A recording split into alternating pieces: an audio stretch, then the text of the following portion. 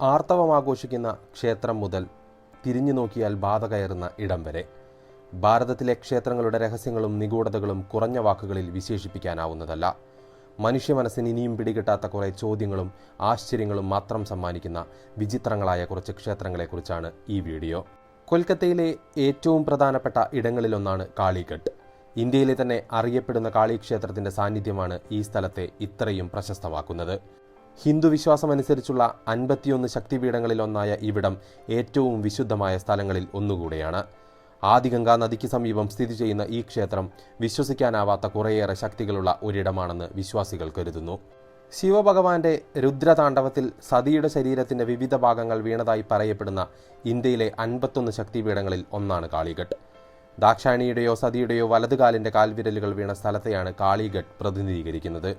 ചൗരംഗഗിരി എന്ന ദശനാമി സന്യാസി കാളിക്ക് അർപ്പിക്കുന്ന ആരാധനയുമായി കാളിഘട്ട് ബന്ധപ്പെട്ടിരിക്കുന്നു. രാജസ്ഥാനിലെ ദൗസ ജില്ലയിൽ സ്ഥിതി ചെയ്യുന്ന ബാലാജി ക്ഷേത്രം ഒട്ടേറെ നിഗൂഢതകൾ ഉണ്ട് എന്ന് വിശ്വസിക്കപ്പെടുന്ന ഒരിടമാണ്. ഭൂതപ്രേത പിശാചുകളിൽ നിന്നും രക്ഷ തേടിയാണ് ഇവിടെ കൂടുതലും ആളുകൾ എത്തിച്ചേരുന്നത്.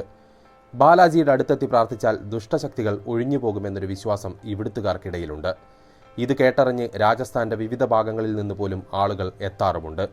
എന്നാൽ വളരെ കഠിനമായ രീതികളിലൂടെയാണ് ഇവിടെ പ്രേതങ്ങളെയും മറ്റും ശരീരത്തിൽ നിന്നും ഒഴിപ്പിക്കുന്നത്. തിളച്ച വെള്ളം തലയിലൊഴിക്കുക, മേൽക്കൂരയിൽ കെട്ടിത്തൂക്കുക, ഭിത്തിയിൽ കെട്ടിയിടുക തുടങ്ങി ശിക്ഷാരീതികളിലൂടെ ബാധ ഇവിടെ ഒഴിപ്പിച്ചു കൊടുക്കുന്നു. പുരോഹിതന്മാർ തന്നെ ബാധകളെ ഒഴിപ്പിക്കുന്ന ഇന്ത്യയിലെ ഏക ക്ഷേത്രവും ഇതുതന്നെയാണ്.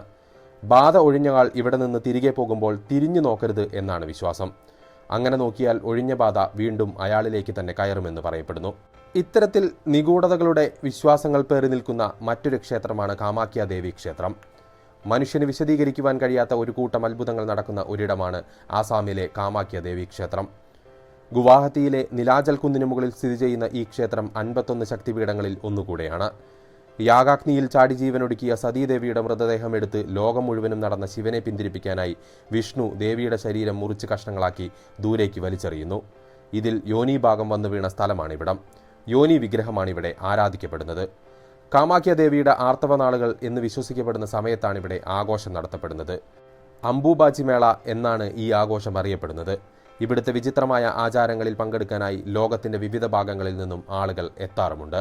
നിഗൂഢതകളുടെ പരദീസയായ മറ്റൊരു ക്ഷേത്രമാണ് മഹാകാലേശ്വർ ക്ഷേത്രം ഉജ്ജയിനിലുള്ളത്.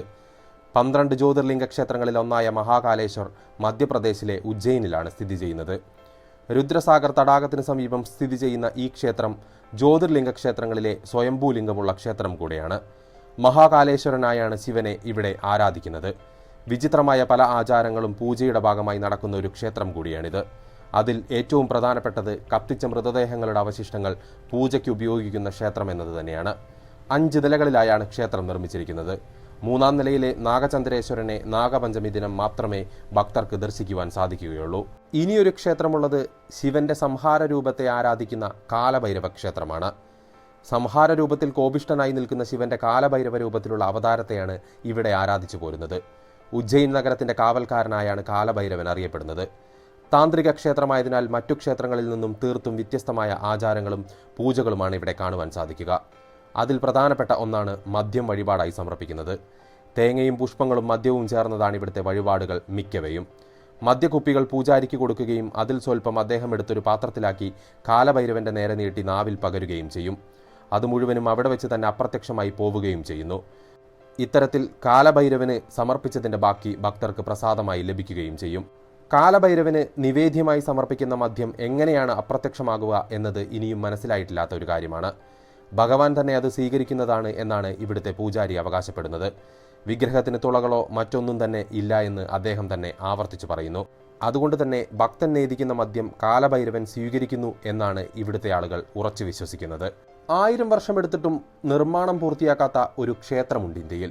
അതെ, 1000 വർഷങ്ങൾക്ക് മുൻപേ നിർമ്മാണം ആരംഭിച്ചുവെങ്കിലും ഇനിയും നിർമ്മാണം പൂർത്തിയാക്കുവാൻ സാധിക്കാത്ത വിചിത്ര ക്ഷേത്രമാണ് മധ്യപ്രദേശിലെ ഭോജ്പൂരിലെ ഭോജേശ്വര ക്ഷേത്രം.